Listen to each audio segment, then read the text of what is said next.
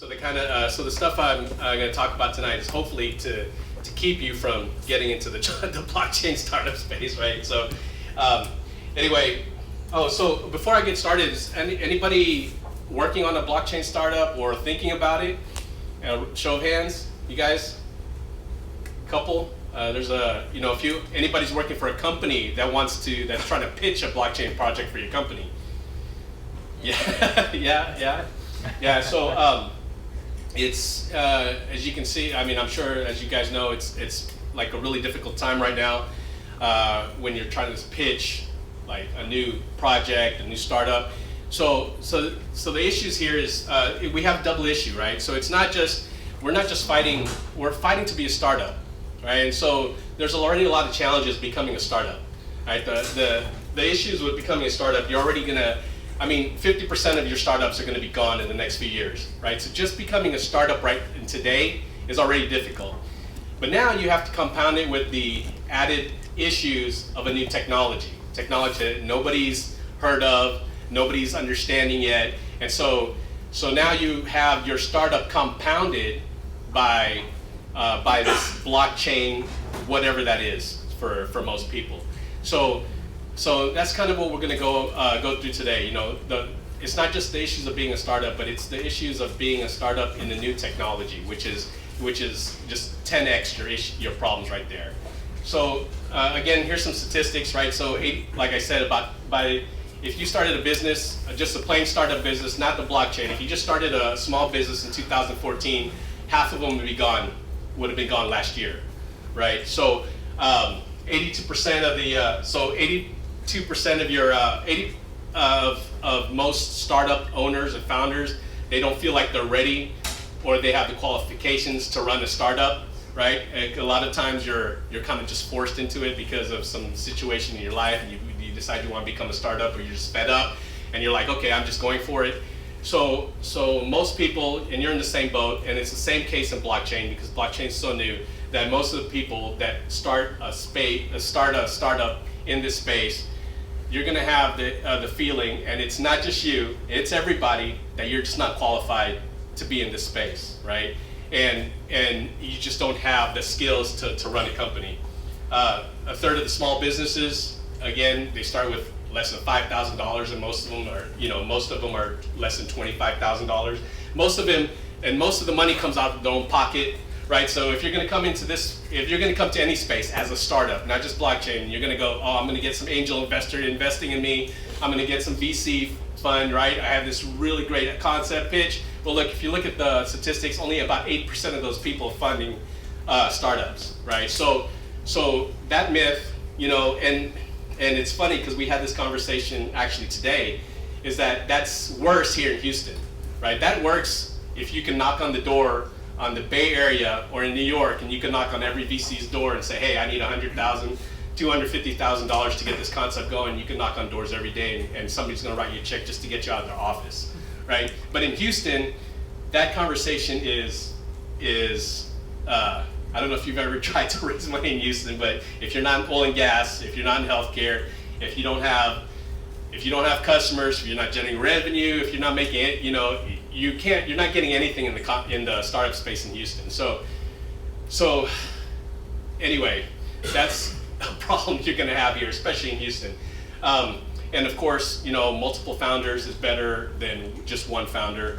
And this is the general startup. This is going to be your startup atmosphere. So now let's talk about what happens if you're in the challenges of a blockchain space. So do you feel like you were underqualified when you started? Oh yeah. You're going to get that all the time, right? So what do you know about blockchain? Well, I don't know much at the time, and now I know very little. It's just a lot more than it was before, right? And you're going to get that a lot because there are no experts in this space, So you're going to, and it's not just that, because, so as a serial entrepreneur, so I'll just give you my background, right? So I was in oil and gas for 8 years. I got tired of that because of it's oil and gas. And then after that, I opened a construction company, so I did a lot of commercial construction for the last 3.5 years. And then I got a phone call that said, hey, remember that idea you had 2.5 years ago? If you build it into a blockchain, business, we can get support for it, right? And that became PayLight. And I told him no. I said, I don't know anything about Bitcoin. I don't want to deal with that. I heard all the negative stuff about it. I said, no, I'm not doing that. So of course, what happens is that you start Googling everything that we were talking about, and then a week later I called him back and said, hey, I figured out how we can do it. And so that's how we launched our platform. So yeah, you're underqualified, and most people that tell you they're qualified are underqualified, because this is just the way the space is, right?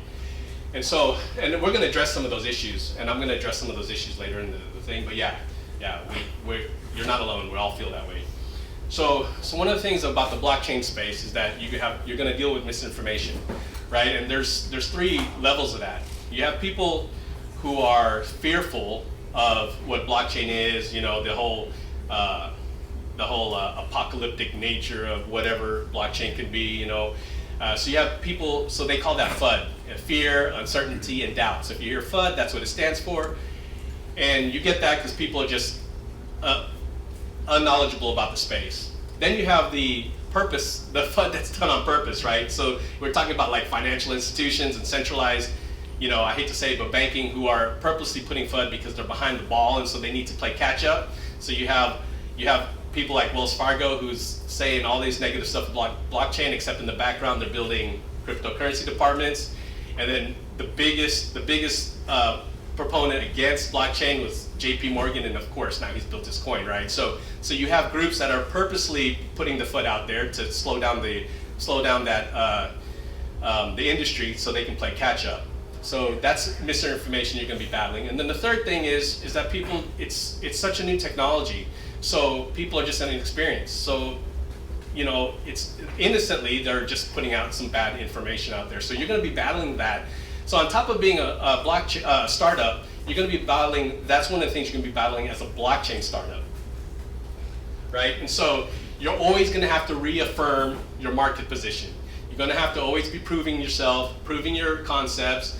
You're going to have to build a track record and a network, which you can't build a track record. You can't build a track record because you don't have a track record yet. You don't even have a revenue model yet. You're not generating revenue. You're just trying to build whatever you're trying to build in the space. So you're always going to be trying to prove your market position, right? Which there's just not, unless you're Bitcoin or some of these guys, some of these names, and I don't know if you're going to hear. There's a few people that's doing some significant things globally, probably not the U.S. because the U.S. is way behind the rest of the world in this space.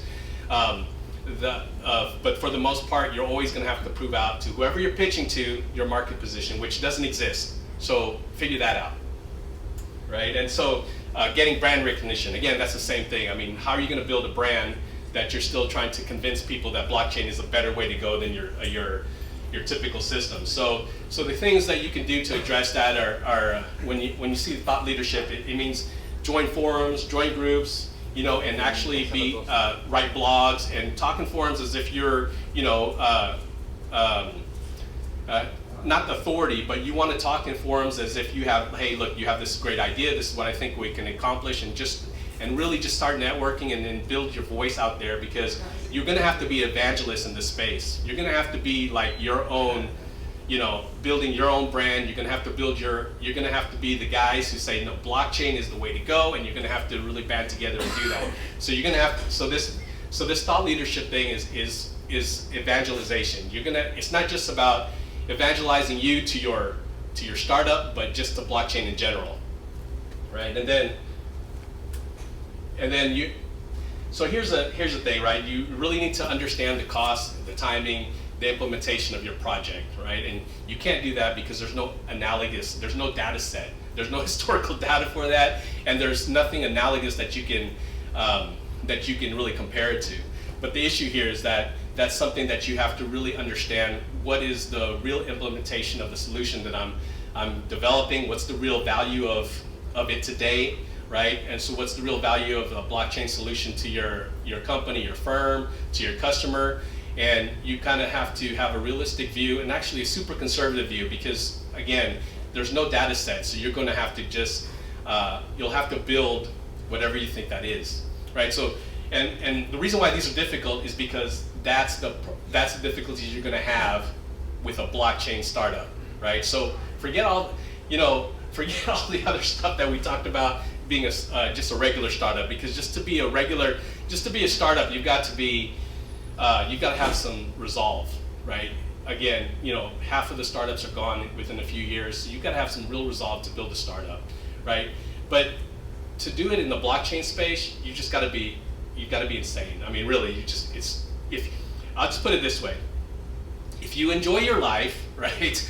If you enjoy the level of financial stability you have, and if you enjoy, like your level of lifestyle, if you like your work-life balance the way it is right now, if you like the respect and status that you have among your friends and your family and your community, then do not start a blockchain project, okay? Because all of that goes away.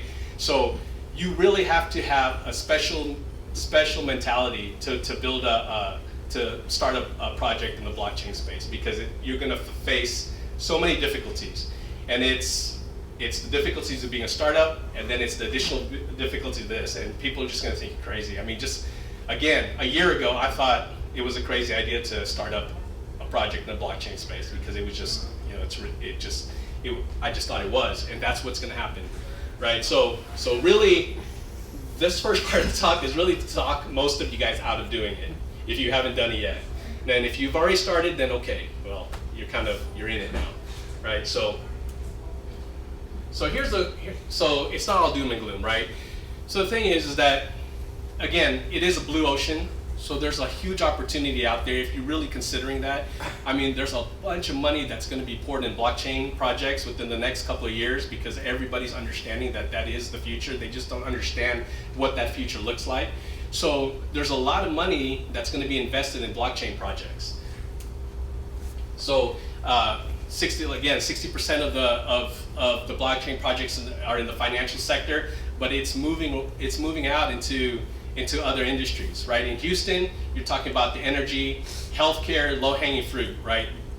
The issue with healthcare is that's really one of the most beneficial space for blockchain. The issue with healthcare is that they have a legacy system that is very difficult to convert to a blockchain system, right? So you have some difficulties there, but the point is that there is opportunities for blockchain in every sector, in every industry, and it's just the financial sector is the biggest today because of cryptocurrency, right, and the digital asset space that people are trying to work around. Quick question. Yeah. For instance, I understand there is a lot of fear, but then doesn't that fear get offset by let's say, for example, when Bitcoin started generating these values, right? Yeah. All of a sudden everyone wanted to know about what blockchain was about, right? Yeah. Perhaps do you think that perhaps some of that fear might be offset, that if by the sheer maybe curiosity of the opportunities that might be out there. Exactly. Right? Yeah. So the question is that do you think the fear is going to be offset by some of the really great benefits here in the future? But so I'm just gonna because I know you. What do you do?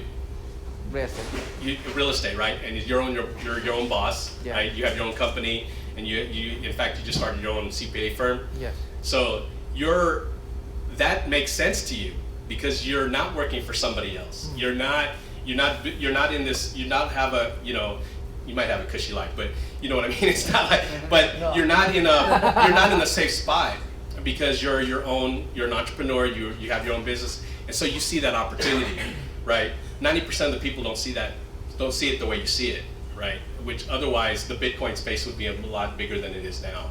So that fear doesn't offset it for most people. It offsets it for you, and the reason why I can say that because I know you, right? So yes, if you see it that way, that there is a bigger picture, there is a bigger opportunity than the fear that's going around now.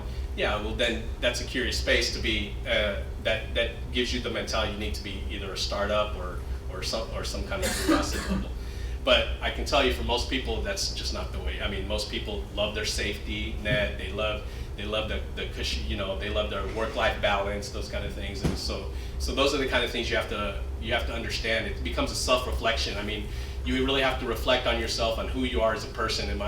Do I really want to take this step, right? In fact, I talked to somebody a few weeks ago, and she was saying something like, well, should I, pursue this startup that she wants to do, or I have this opportunity to be a consultant with this other firm, right? And I said, well, what's the issues there? And she had her issues. And I said, well, look, it's not an easy space. A startup's not easy. You're not going to make any money for the first 2 years, and this all stuff. And I was like, so do you have any? Is that going to be a problem for you? Can you feed can you support your family for 2 years? So yeah, we have plenty of money. And I was like, so for me, why aren't you doing it? You know what I mean? But it's because it's a kind of a different psychology for her. Sometimes people need to see that this is what my roadmap looks like. It's kind of like in college, I take all these classes, I get this thing at the end, and there's a mentality like that. So yeah, it should offset like the possibility, and we're gonna talk about the opportunities of blockchain. It's a huge opportunity. Again, blockchain is going to be for the next 2 decades. Blockchain is the technology that's going to drive drive all of our industries. And so if you're not doing it today, then you're going to miss out on that opportunity, right? So And something to what he had said about selling it to someone, whether it's internally at a company that you're working for now, or you're going out and trying to find new customers. Yeah. There's a lot of stuff that they think they know is true that isn't.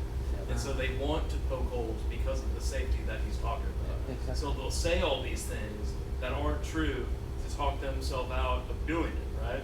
And what you have to recognize is that they're giving you something and they want a return. And what he's saying is that we don't know if there's a return yet until it's built and proven, right? Of course. And so selling that is really difficult, right? And the way I see it is like when the internet boom started, nobody knew what internet was about. In fact, just very recently, I remember that I was like, I saw a video on YouTube in which Kevin O'Leary, Mr. Wonderful, it's like he's talking to this guy, right, and about a blockchain, and Kevin O'Leary was like saying, I don't see value in Bitcoin. What's Bitcoin? And then it's like, and then this guy responded and said, well, what's the value in gold? What gives gold value? It's everything in the mind of the person. There's someone who gives value to the Bitcoin, and that's why it's as good as it is. Now, it's like I was thinking that perhaps it's like because there was a bubble just very recently when Bitcoin went to like this high levels. Near 9,000, I think it is. Exactly, right? So 2 years ago. No, just like recently, it just hit a thing, yeah. which led to all this new interest in blockchain. So I don't know if maybe that's what it needs. Because most people might not be interested in learning how to code this thing, but they might be willing to say, well, I'll spare some money to see what happens. Yeah. And also beyond that, so like in the oil and gas space, which I'm in, baby boomers will say, we'll never run out of oil and gas in my lifetime because they're 70 years old. So they don't care. They're done. And so they don't care how much money you're going to save them. And all those guys, when they die, it's us. Yeah. Right? That's and true. so That's true. you have I see a great opportunity in that, right? Oh, no, absolutely. And I didn't mean to. No, you're good. You're good. But and also something else that I'll say, I left my job that he's talking about, where you're cush, because it's what he's saying is true. This is gonna be very malleable and be able to take over and change and improve all different types of industries that we don't even understand yet. And so something that he hadn't said is, if you dig it, do it. Yeah. So like the CTO of this big oil and gas company told me, enjoy your day every day. So if you really, really, really, really like what you do when you wake up in the morning, do it. And if you're not making money yet and you enjoy it, you'll probably will, right? You just stick to it because you're driven. That's very true. It's instant psychology. That's very good. Yeah. So here's some other statistics. The adoption rate's going up, right? We're talking about over 13,000, over 11,000 companies, businesses globally though. So it's still a small number, but it's moving up. Are accepting cryptocurrency payments, right? So the adoption rate is going up. ICOs, they raised over $22 billion, right? So we can't ICO in the US, but globally, the ICOs are still legal. We've moved over to STOs, and we'll go over that in a little bit. But the thing is that people are investing in blockchain projects, and again, 22 billion is a small number, but still, the adoption rate, the trajectory is there. It's upward trajectory, right? So, and we're at the very early stages, and I'll get into that too. I mean, we are super early. I know you guys think you're, maybe some of you guys might feel like you're really behind, you don't really understand the space, but just being here today puts you in the top 90% of everybody else in the world, right? Because really, it's such an early stage technology right now. So you guys are actually ahead of the curve. Now, it's what you do with that is up to you, but I'm just letting you know that you guys are super early right now.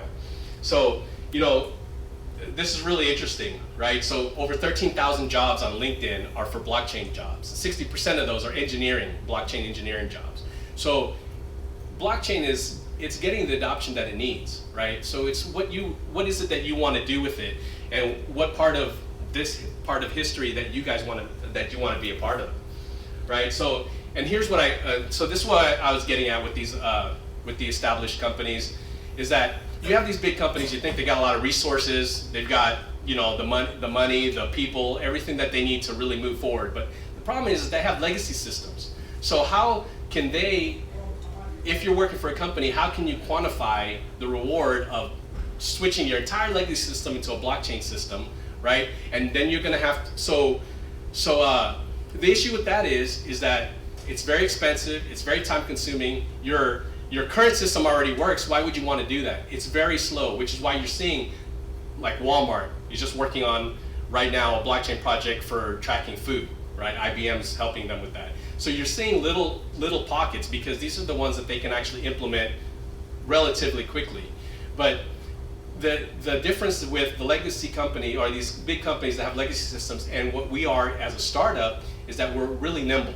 We have the opportunity here to build something that has the capacity and the capability of what a blockchain can do. Instead of having to figure out, well, how can I integrate it into our current system? You guys can actually solve real problems, right?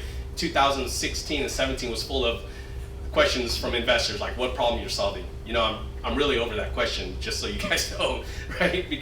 But the thing is that we can actually build what blockchain, the capabilities of blockchain can be, and we can do it at a faster rate than these legacy companies. So we're at an advantage here. You don't have to, you know, you think you're going against these giants, but these giants have so much bureaucracy and so much legacy stuff in place that they can't really move as fast as you can. So that's why I'm saying this is the opportunity that you have today to do something and build something, because you can outpace those guys, right? You might not have the resources, but at least you have the opportunity to outpace them, right? So and the rest we can get into here shortly.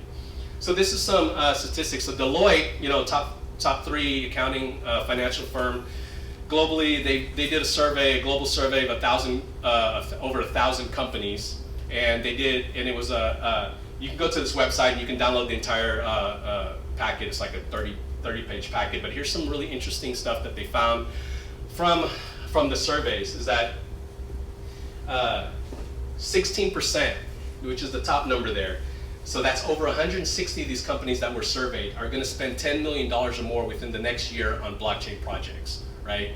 So, and then the statistics go on. I mean, that's a significant number when you're looking at something that is so early and that's kind of exploratory right now. Here. So they on this survey, they asked these companies which industries do they feel are going to get the most disrupted by blockchain.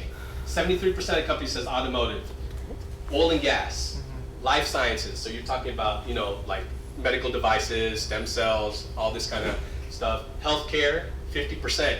So everyone globally has this general feeling that blockchain is going to disrupt all these industries. And so here are some of the opportunities, right, that you can look at as a startup if you haven't started anything up yet, or something that you want to look into. There's charities, obviously. People want transparency. They don't want to spend, they don't want to give to a charity where 90% of their money is going to administrative costs, right? So there's transparency and traceability with your charities that you can build. Supply chain, a huge market right now. Everyone is doing something, not everyone, but there's a majority, especially in Houston, that's building projects for supply chain. You're talking something simple like trucking, right? So these energy companies are tracking their trucks from point A to point B. The smart contracts are set up to where the payments are automatic, the traceability is automatic. Everyone, there's a transparency, so everybody who has permission access can see where the points are. So supply chain is a huge market right now. Data Gumbo here is doing a lot of supply chain stuff for oil and gas, right? And that supply chain can be across any industry. I just keep referencing oil and gas because we're Houston, right?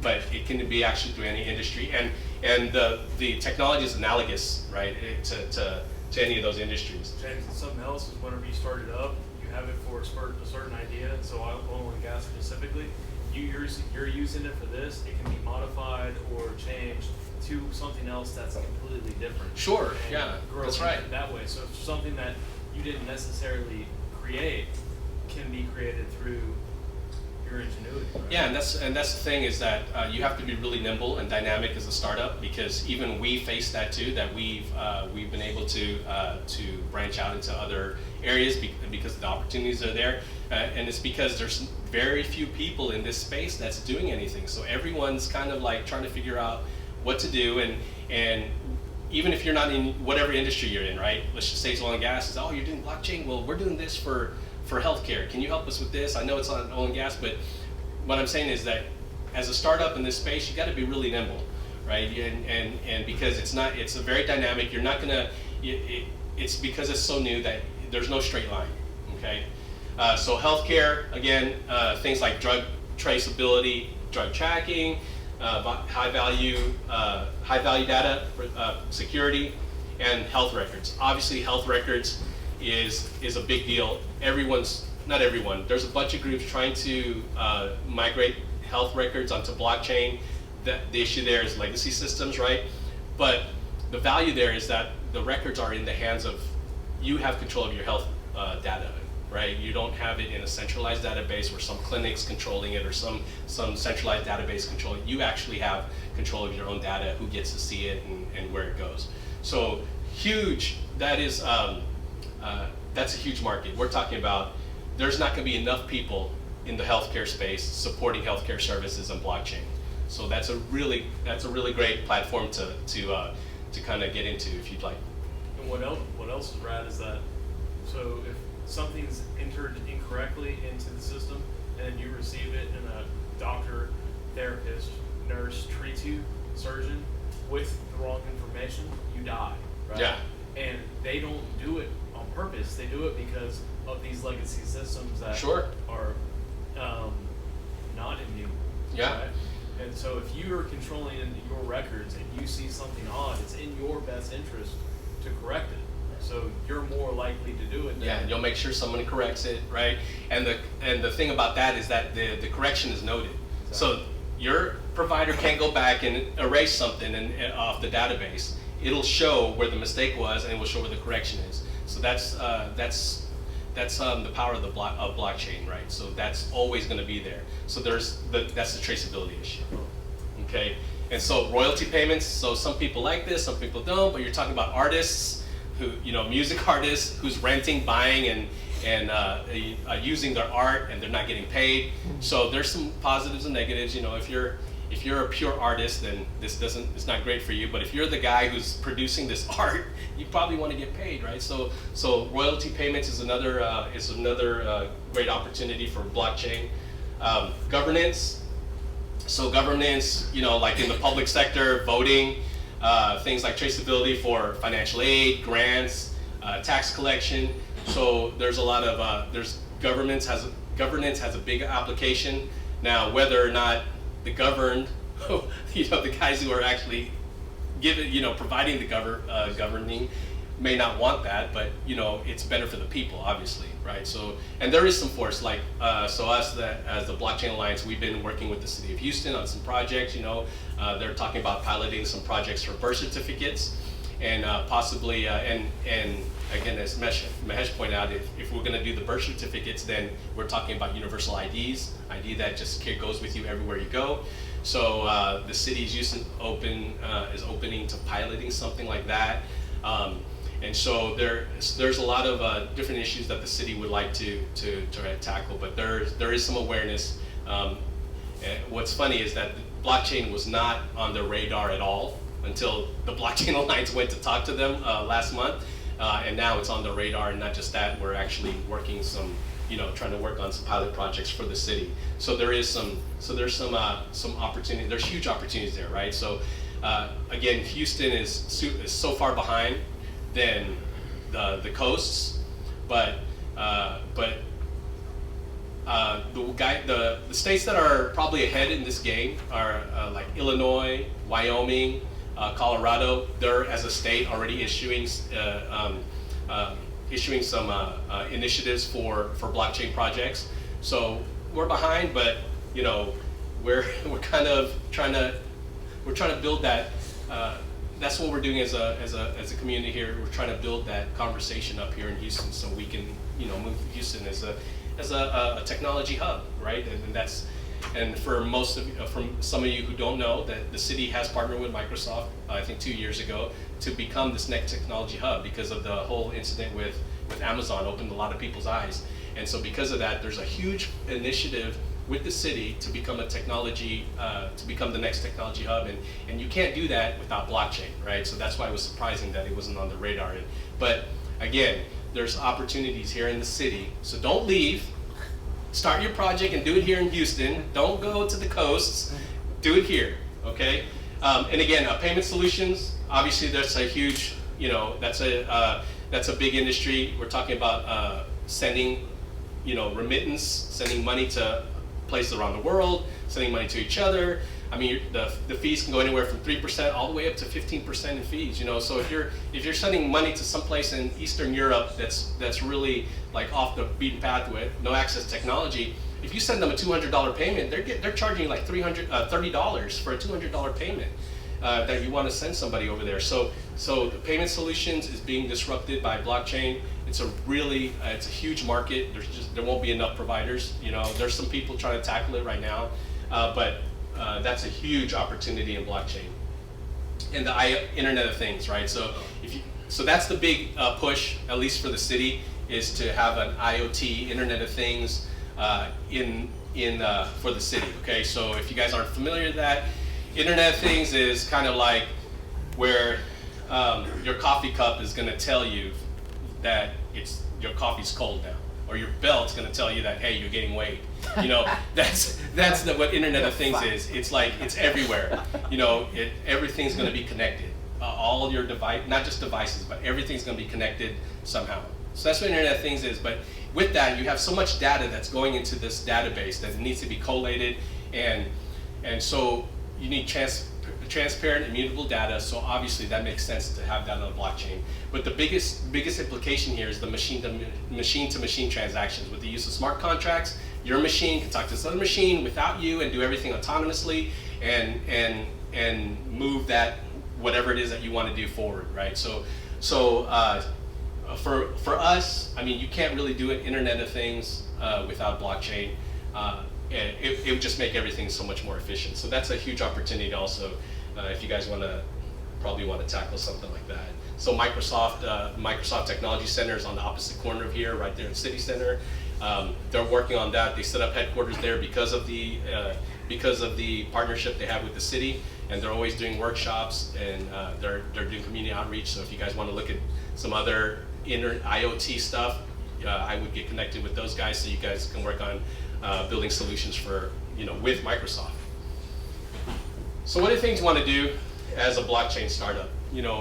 Again, we face so many issues as a startup and slash a blockchain startup. So a lot of things you need to do is gain allies. Okay, this goes back to what we were talking about, is that there's we don't have a network. We don't have the experience, we don't have, you may not have the capabilities, so you need to gain allies, right? Which is the reason why we got together with the Blockchain Alliance, because we need to grow together, build a bigger voice. You need to network. You need to go to all events, blockchain or not, and just tell your story, right? Because when I was going to GHP last year, very few people understood what blockchain was, or even knew anything about a conversation more than Bitcoin, right? And so even though we weren't talking about blockchain stuff, it's really nice to know that a year later, oh, you're the blockchain guy that we talked to, whatever. So the thing is that it triggers people's minds when they meet you and you're talking about blockchain. So you need to get out there, network. You need to join other groups who believe what you believe. And for us, and especially for me, since I'm not a technologist, I have to put people who are around me, right? So you need to get connected and put people on your team who are technologists. And if it's a specific industry, like us, it's energy industry, you get people from the energy industry as your advisors or part of the team. If it's finance, you need to get people a part of your team. But you need to get people, you need to be networked and surround yourself with people in the space and also in your industry, because that's how you build credibility when you don't have any at the beginning, right? Well, that's one of the things you need to do. You need to have allies. And you need to pre-sell, which pre-sell means you need to go out there and tell everybody your idea, right? There's no protectionism here, right? And in fact, there's no new ideas right now. So if you're gonna go out there and say, oh no, I don't wanna tell them because they'll steal it, well, I'll tell you what, 90% of the people out there are too lazy to steal your idea anyway, okay? But the thing is that you need to tell people this, you're the guy. You're the guy selling, like, you know, whatever, financial products on digital assets, right? You're the guy selling real estate on blockchain.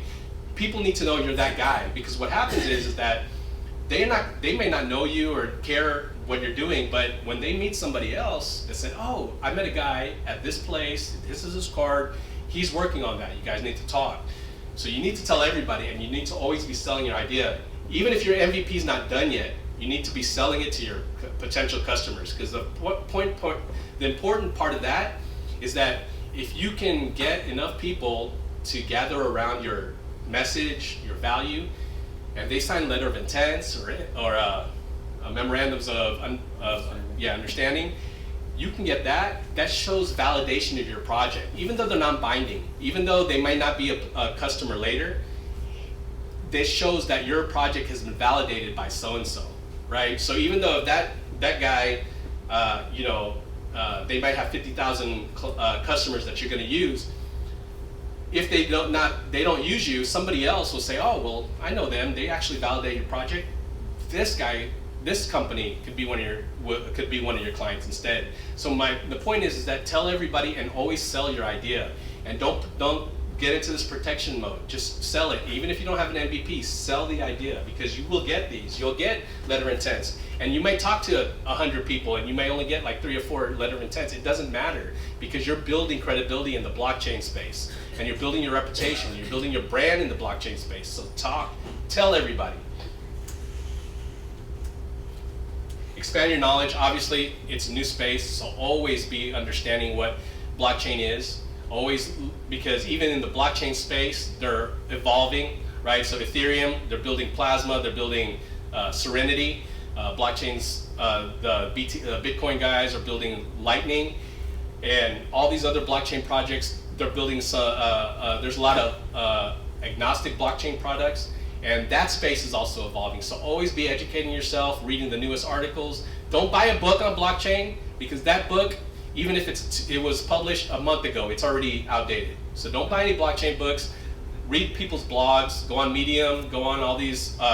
Smarterium. Oh, I have a really good story about Smarterium, but the thing is, it's always continue to educate yourself. So the story I have with Smarterium is that there's this girl. Smarterium is a media platform, so I'm going to plug this real quick. That Mahesh is founder. They have 400,000 followers on that media platform. But there was an article about this girl who dropped out of college. She was 26 years old. She was not a technologist, and what she did, she launched a blockchain project for payments, right? So this was the remittance payments. So she partnered with a technologist, and they built this so after a year or so, they built this global blockchain payment solutions platform where multiple multinational companies are now sending money, through her project. Yeah, it went from the pilot, and now I think they're actually launching to become a revenue generation. But the point is that you don't have to be a technologist, and you don't have to be an expert. You just have the idea, and you build, and you network with people, and you build your team, and you launch the project, right? It may or may not work. In this case, it did, but that's the point, right? You want to be that story. You don't want to be the guy who didn't do anything because you're trying to figure out that this is not going to be the way you want to go, right? So always expand your knowledge, get legal advice, right? Please get legal advice, especially here with the SEC's really cracking down on, I think last year they closed, it was a couple of hundred blockchain projects they shut down because they just did it wrongly. So make sure you get legal advice from a professional, and especially for a professional who has experience in the STO space, in the blockchain space. And I can plug Blake today because Blake is he's a legal, he's an attorney in the STO and blockchain space, right? So if you have any legal questions today, of course you can go talk to Blake. But please get legal advice. Don't launch your project without getting legal advice. Don't take your first dollar from anybody until you get somebody telling you what you need to do before you deposit that dollar in your account. Okay, especially for a blockchain project. And financial advice, right? So there's along with the legal advice, you're going to need some financial advice. And again, so Shihan back there, he's a financial professional and tax accountant, and that understands crypto and digital assets. But so we have those resources here in the blockchain, but it doesn't mean the point is that get that advice from somewhere that is reputable and has experience. Don't get the advice from a neighbor or somebody who doesn't get it, because you're really gonna struggle in this space, especially when the regulatory bodies start coming after you because you're becoming this really cool, fast-growing company. James, yeah. Quick question. Sometimes I've heard people who are interested in learning about blockchain, right? So is this? I mean, they understand the theory, but if they want to get in, like in the case of this girl you were talking about, yes. Did she have to learn how to code? Something like that? Is there a book where anyone can actually learn how to code blockchain? Yeah. A language or something? I mean, if you want to be a technologist and learn to code, you can learn to code. They have boot camps, they have online, they have all kinds of ways if you want to learn to code. And I'm actually going to touch on that point here in a little bit. Okay. But you don't have to learn to code. Obviously, I don't know how to code, right? So, but I'll get to that point. It'll be after this. Sure. So the things you don't want to do in this space, don't follow the FUD. I mean, if you see anything that starts talking negatively about blockchain, just turn it off. Switch to a different article. You don't want to read that because most of the time, 90% of the time, it's fake anyway. It was misinformation, so really don't want to do that. Especially at this stage, you don't want to deflate your balloon right now, right? Because it's already a struggle as a startup. It's already a struggle as a new technology. So don't follow the FUD, okay? Don't get advice from your neighbor or your family. Or, don't go on your neighbor and say, hey, I have this cool idea, because that guy doesn't know anything about what you're doing. He doesn't even know, he probably heard Bitcoin on CNBC or something. So don't get advice from anybody who you shouldn't be getting advice from, right? And be aware of experts. And then when I talk about experts that say, hey, look, I'm an expert in this field. If you pay me $10,000 a month, I can be an advisor for you, right? Don't do that, because there are no experts in the field. And if you guys read this book, Outliers by Malcolm Gladwell, it takes you 10 years. Well, it's 10,000 hours. So on the average rate of learning, that's about 10 years. And so there's no blockchain projects besides Bitcoin that's been out more than 10 years. So there's no experts. So don't pay an expert to give you advice, okay? Get advice from people who believe what you believe, people that's really rooting for you, that really understand the blockchain projects, people like you just look around, people like us that really want to help you guys succeed in this space. Those are people you should talk to. And then if there's some paid advisory, it should be something that's meaningful, not because they're saying they're an expert. So bottom line, there are no experts, okay? Just so you guys know, there are no experts, and if they tell you an expert, just run if they tell you they're an expert. You're telling me I'm not getting paid. You're not getting paid. No, you're not getting paid. And don't get caught up in the technology, and this is what we're talking about. Don't get caught up in the technology, right? Focus on the benefits of the technology, right? The technology provides transparency. It's a better ledger. It's immutable. It's more efficient. I mean, there's so much benefits, right? And this is an analogy. When I send you, back then, when I used to send you a letter in the mail, you didn't care how it got through the system. I just cared that you got my letter, right? And people built a business off that. They were called direct mail, and I would send you this thing, and these direct mail guys would make money off of that direct mail that they're sending you. They didn't have to explain to you how the mail system works, right? Then the thing came along that was the fax. Now, you may not be able to understand the technology behind a fax machine, but you didn't care because you were a travel agency that was sending tons of faxes to people to $500 on this 7-day vacation, right? Those guys were making money on that. And so then you have the guys who built the same people, if you follow that trajectory, that are now doing it but with email. Well, not now, but there was a huge email campaign in the early 2000s where people were doing the same thing, but they were building a strong business on email campaigns. Now, nowhere on those lines, you guys understood that there was a business to be held, but I didn't have to explain to you what the technology was behind any of those things. That's where we are. Don't get hung up on the technology.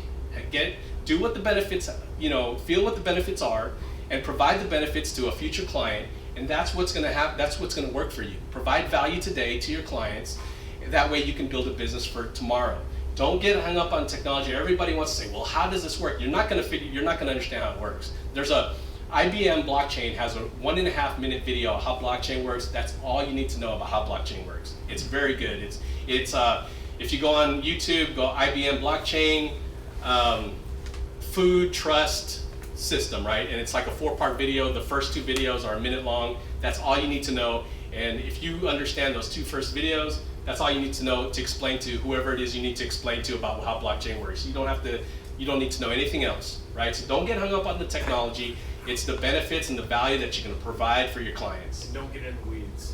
Yeah, exactly. When you do talk to someone. Yeah, don't be on the defensive mode, right? Because those guys are in defensive mode because they don't know what they're talking about. And don't give up. Okay? I mean, really. And the reason why you don't want to give up is because people tend to give up too early.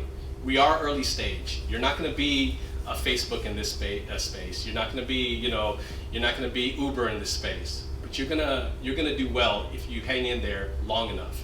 Because the trajectory is up. It's just the reason why you're seeing problems today is because you're at the bottom of bottom of the curve. We're all in the bottom of the curve, but the trajectory is up. So just don't give up and just hang in there long enough, right? If you can. I'm just going to touch a little bit on fundraising. We're going to have a separate workshop given by Blake and Shihan on fundraising and the compliance issues, the legal issues, the finance issues. But I just want to talk on 3 basic points for fundraising, just so you have some awareness of the fundraising space. Know what you're fundraising for, why you're building your business.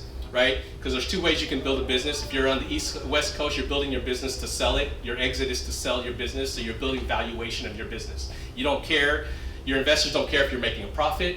They just want to see if they can turn you over to an ICO, IPO, whatever it is. So if you're building your business valuation, you don't care about the profit, just know that that's what you're doing. Now, you're not going to get those kind of investors here in Houston. Those investors are East and West Coast. But if you're building your business to build a long, a company that's really going to make a difference here in the next 2 decades, then that's a different type of investor. And the only reason I'm saying that is because you're going to run into investors, and probably 90% of the investors you're going to run into, they don't want you to build this company, right? They don't want you to build a company for profits because it's a long-term strategy, and they are not in it for the long term. So. And the only reason why I want you to make aware of it is because if you're building something that's really going to make a difference in the future, then just be ready for those conversations. Those are the things that you need to be mentally prepared for, because that's what you're going to run into. And then really, and that's the thing about blockchain. It can really disrupt a lot of industries. You just have to have the resilience and the resolve to see it through and really build a business. And those are the kind of business you see here in Houston, which is the reason why Houston's been recession-proof for the last several decades, right? We don't get the ups that the other states cities get, but we don't get the downs either. We've been resilient because we build real businesses here, because of the energy industry, because of the healthcare industry, so there's a positive negative to that. Our investors, that's how they invest, because they understand that. So that's the positive, is that they invest for your business long term. The issue is that when you're trying to do it with blockchain, it's a very difficult conversation, right? So it's not it. But anyway, just prepare yourself for that when you're fundraising.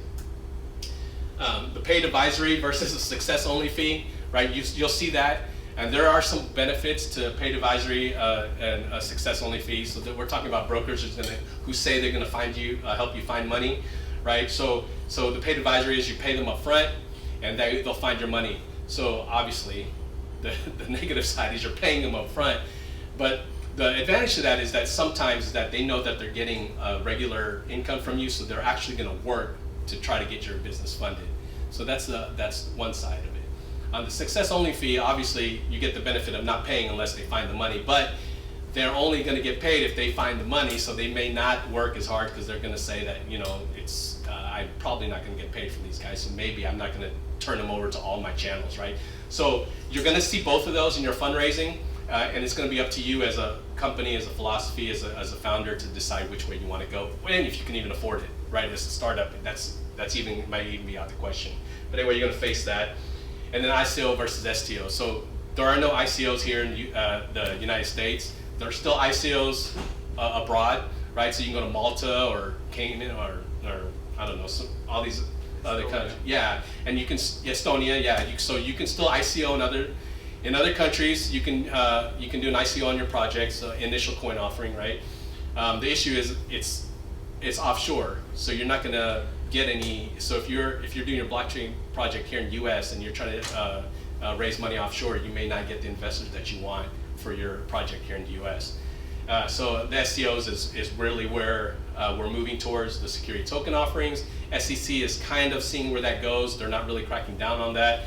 A good place for your blockchain projects today are in Wyoming, because they have a 3-year sandbox. So you can actually, they're going to be, as long as you're not, as long as you follow AML, the anti-money laundering laws, what's the other one? Know your customer, and as long as you're not cheating you're not cheating people, then they give you an open sandbox to like build and be really super creative over there, right? So these are the kind of things that you want to look at if you want to try to do something that's kind of off the cuff. Maybe Wyoming is a good place for you. But in any case, there's advantages to both ICO and STO. But then Blake and Shion at a different workshop is going to really give you the ins and outs of how a lot of this stuff works and the advantages and disadvantages of that. So this is our roadmap, right? So this also comes from that Deloitte. So they asked the question of these companies, what does your blockchain journey look like, right? And so people in the automotive industry, they're just getting 57% are still just getting educated, right? And so this is across all the different industries. So this big green at the bottom is getting educated. So that's how early that we are. So today, more than half of these companies are still getting educated on blockchain. So the opportunity is huge. But the thing is that that's the roadmap, is that it's an upward trend. And the other another interesting statistic here: organizations of these companies who were surveyed, these organizations, what do they have any plans for blockchain productions for the future? So if you look here in the U.S., so all the companies who are from the United States, 14% have blockchain currently in production. So the gray area is the plan for production at some other point in the future. So you can see how far behind the United States is in blockchain, and that's really the key indicator here for this graph, is that we are in a really interesting point of time here in the U.S. to be able to support our infrastructure with blockchain, because we are so far behind the rest of the world. So there's an opportunity here. So if you see this graph, you should be seeing opportunity. That's really what you should be seeing from this graph, as long as you're in the U.S. Right? And so this is my final point, right? analyze and don't overthink it. Just become a practitioner. Really, just get in the space and do something. If you like what you're doing now, then see if there's a way to implement blockchain into it. And if you don't like what you do now, then there's a lot of opportunities here in the blockchain that maybe you want to dabble in. But the point is that just become a practitioner and just do something, because again, this is a blue ocean. Even though you're reading a lot about the different solutions, the different opportunities out there, there's very few people doing it. I mean, look at this room in Houston, where there's maybe 30 of us here, and Houston, greater Houston, 7 million people. I mean, we're talking about just in Houston alone, the opportunity is huge for any kind of for a blockchain project. You just have to do something. I mean, literally just do something. Blockchain is the technology that's going to be relevant for the next 2 decades. There's only 4 major technologies that's relevant for the next couple of decades, right? Artificial intelligence, blockchain, obviously, augmented and virtual reality, voice, which is part of the IoT, industry, and so those are the ones that's really relevant for the next couple of decades. So if you're not doing something in that space, or if your company or if your project's not doing something in the space, you're gonna be pushed out in about 5 years if you're not doing if you're not working on some type of blockchain project in whatever it is that you're doing, right? So I urge you to become a practitioner and just try to do something, especially you young guys. You know, I talked to some of you young guys at the beginning that's still in your early 20s. Man, just do something, you know, because if you're in your early 20s and you fail, you've got the next 80% of your life still ahead of you to do something else. So you want to fail and you want to really do something in the blockchain space right now, right? And so so some of you might not know, if you're not a marketer, the law of diffusion of innovation, right? So what that means is that this is a bell curve that every new technology, every business, everything that gets put in the market, they follow the same bell curve. I mean, it's an economic, it's an economic tool. So you have the innovators. So here, 2.5% are the innovators. These are the guys who are trying to do something new, to build something new. These are the guys who that people say they're just crazy. They're so far out there. Then you have your early adopters. So these are the guys that get it. So this is your tribe. This is the people who really get what you get. This is the blockchain alliance kind of deal. Like, this is what I'm doing. I want to get people that understand the message, that really get what we're doing, to believe what I believe and to find value in what we build. Those are early adopters, the ones that's going to support that market. The next 34% is the early majority. These are the people who will do it as long as there's people already doing it, right? They feel safe doing it. So your early adopters, the guys who stand in line at the Apple store for a day, when 2 weeks later they can get the Apple phone, just walking in, right? The early majority of the people who buy the Apple phones after that happens, right? And your late majority of the guys who buy the 2.0. So after all the bugs are kicked out, you have your late majority. And then the laggards are the guys who don't buy anything unless it doesn't exist anymore, right? So they're gonna keep buying that BlackBerry until they stop making that BlackBerry, right? The old one, not the new one. But the point is that if you look at this curve, there's a tipping point. So the tipping point that goes from the early adopters to early majority is it's about 16, 17% of your market. So we're right here. We're in this early adopter phase in blockchain. We haven't reached this tipping point. So if you guys are a practitioner today and you're doing something today, and you guys hold on just long enough before we can hit this tipping point, you'll be part of this bull run, right? This is where we're waiting to get to.